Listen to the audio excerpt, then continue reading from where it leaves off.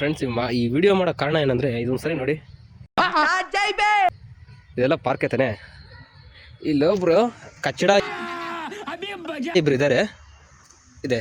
ಇವಾಗ ನೋಡಿ ಪಾರ್ಕ್ ಹೋಗೋಣ ಅಂತ ಕರ್ಕೊಂಡ್ಬಂದ್ರು, ಪಿ ಜಿಲಿ ಊಟ ಕೂಡ ಖಾಲಿಯಾಗಿರುತ್ತೆ ಟೈಮ್ಗೆ.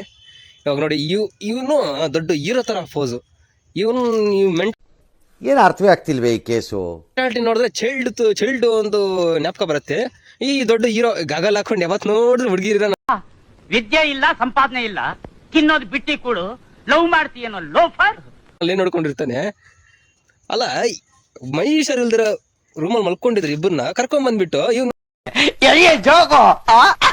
ನೋಡು, ಈ ಮೀಸೆನೇ ಇಲ್ಲ, ಮೀಸೆ ತಿರುಗಿಸ್ತಾನೆ. ಮೀಸೆ ಇಲ್ಲ,